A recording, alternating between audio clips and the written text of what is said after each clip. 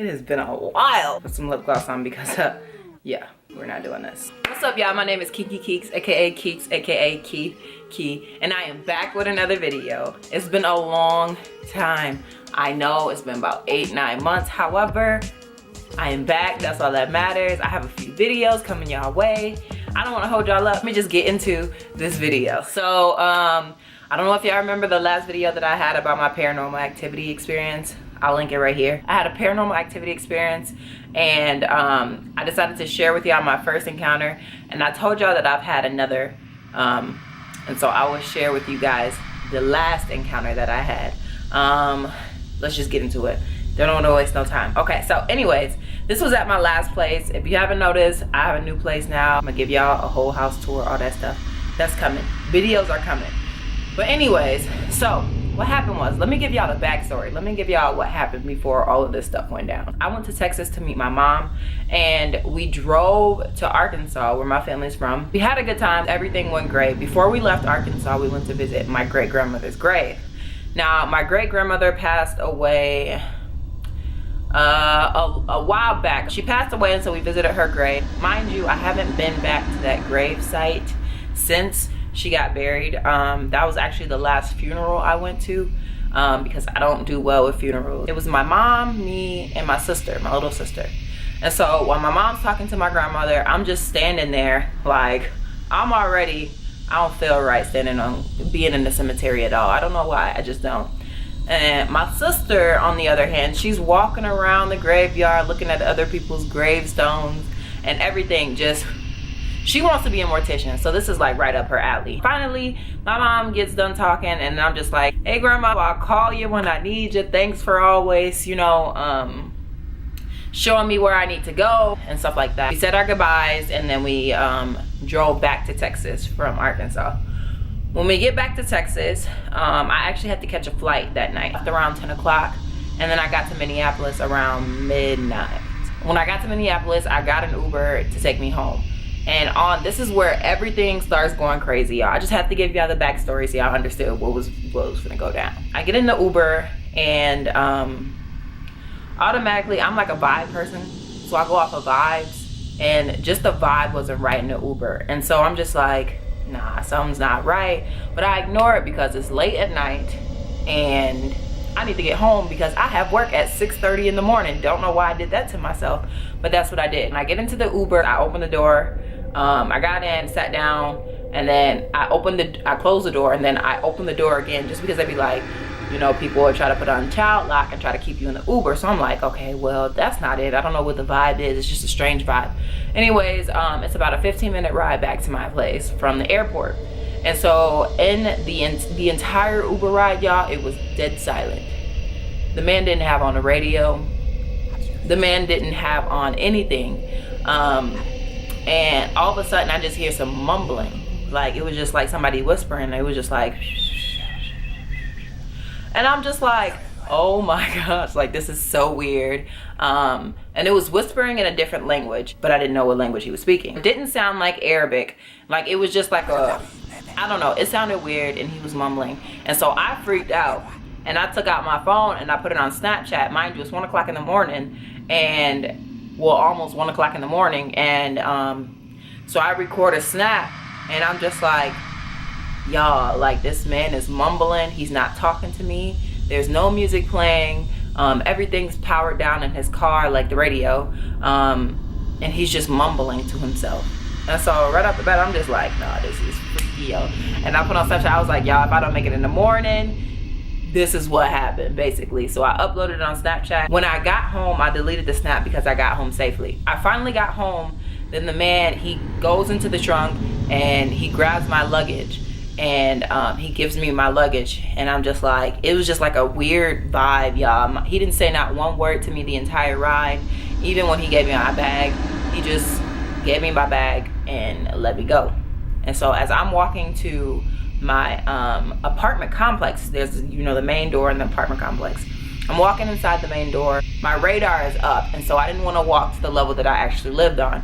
So I started walking to the first level downstairs until he pulled off, and then I, you know, walked back up and walked to the second level where I lived at. And down the hallway, it was just like a weird vibe, y'all, like a weird energy that I just could not shake. And so when I arrived, when I opened my door, I already had my key ready. That's just things that a lot of women do. And so I already had my key ready, open the door, get in the house, close the door and lock it behind me. And I just literally took like this big breath. And this is where things started going downhill. Get in my bed. I didn't even take a shower, y'all. I just hopped right in my bed. I don't normally do that. I hopped right in my bed. I go in, I try to go to sleep, y'all. And as I'm trying to fall asleep, then I hear something fall in my closet. All the lights are off. My roommates are sleeping. And I'm just like, what the heck is that? And so I ignore it. And I try to fall back asleep, but the vibes were so strong, y'all. As I'm trying to fall asleep, then I get like sleep paralysis sometimes, and when I'm laying on my back, and so like then everything just gets like super crazy, and I feel like I'm literally about to like die or something. I don't know, it's super weird. Anyways, so I started getting sleep paralysis, and oh, my camera's about to die. I'm gonna try to finish this out. Started getting sleep paralysis, y'all, and I'm just like, nah, bro, that's not gonna happen tonight. And so I hopped out of it, and y'all, it was just like the vibes and the tension, and the air was so thick that I didn't know what was going on. So I got up, turned on my light, and I was like, yo, if anybody or anything is in here, you are not allowed to be here. Leave my presence, is what I said out loud. And I try to fall back asleep. Sleep paralysis sneaks right back on me again, and I'm just like, yo, if you've dealt with sleep paralysis, then you know exactly what I mean. For those of you who don't know, sleep paralysis is when basically you're in a state of mind where your body is not able to move, but your mind is still working, your eyes are still working, and you're just stuck in that position. You can't move, you can't speak, and you can probably, if anything, just like make noises. And so I'm just like, yo, like this is not gonna happen. So I'm already read into it. So I'm just like, control my breathing. So I'm controlling my breathing, and I snap out of it. Y'all, as soon as I snapped out of it, something in my closet fell again. And so I walk in my closet. I'm getting teary-eyed because this is so freaky. I walk into my closet, and I don't see anything on the floor. And I'm just like, yo, what fell? Like, and it sounded like something light fell, but there was nothing on my floor. And so I was literally like, nah, this ain't finna happen tonight, bruh. I gotta get up in about 4-5 hours. This is not gonna happen. I ran into the living room with my blanket, and I slept in the living room. And when I was trying to fall asleep in the living room, and I got sleep paralysis again, and I'm just like, yo, like, this is not working. And I sleep on my back in general. And when I tell you I got sleep paralysis on my side, that is crazy. That has never happened. Like, something was really up. I was able to fall asleep. My alarm goes off at like 5:45 in the morning. And when I wake up, y'all, my body and my head was spinning. My body was so achy. And it just felt like I literally did a whole workout, and it was the next day. You know, like that type of sore. And I was just like, what is this? And so I texted the person who was working like the overnight, and I was just like, yo, can you take my shift? Because it was only like a 6:30 to 9 shift. So that happened, y'all. Let me tell y'all the aftermath. So I get up in the morning, I tell Kim about it, my roommate Kim, and she's just like, nah, that's a duppy, girl. That is a duppy. Some spirit followed you from off the street.